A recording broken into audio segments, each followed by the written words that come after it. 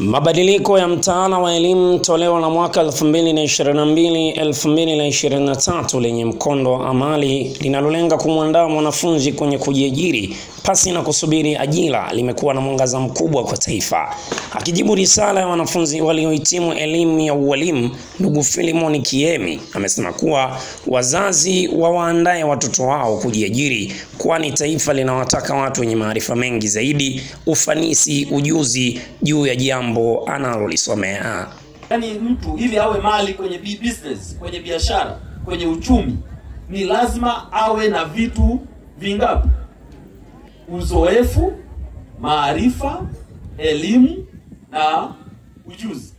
Kwa upande wake, mkurugenzi wa chuo hicho akizungumzia mabadiliko ya mtaala huo yalivyokuwa na mwanga katika jamii ya Kitanzania na kuwa imekuwa niwezeshi kwa wanafunzi kushiriki wenyewe katika ujifunzaji. Mtaala huu umejikita zaidi katika kubadilisha sehemu nyingi za theory kuwa practical. Yaani kwamba badala ya kumwacha mtoto na msomea tu maswali, unamshirikisha na mtoto awe mhusika wa kutatua baadhi ya mambo ambayo anayo. Pia wataalamu mbalimbali wanaodiriki mtaala huo na wanafunzi ambao wanahusika katika kutekeleza mtaala huo wameeleza matarajio yao baada ya ujio wa mtaala huo mpya wa serikali. Sasa hizi ukiangalia tuna changamoto ya ajira kwa vijana. Vijana wengi wamesoma lakini bado hawajapata ajira.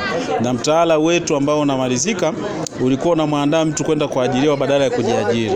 Nafikiri serikali imeshaona hili kwamba tunakokwenda tutakuwa na wasomi wengi ambao ni unemployed. Kwa hiyo kupitia mtaala huu, kwa sababu unamjenga mtu kutoka kwenye content based na kwenda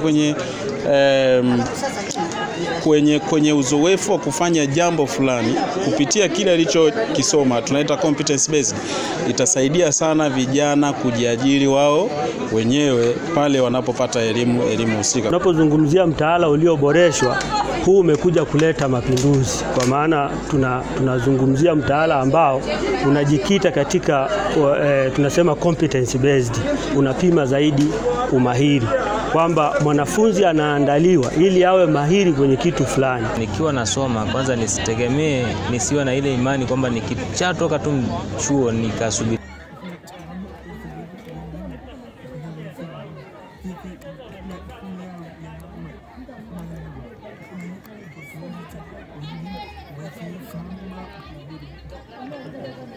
Anasema ndio anaamini kwamba anaweza kufanya vitu kama watu wengine ambao wanaweza kufanya.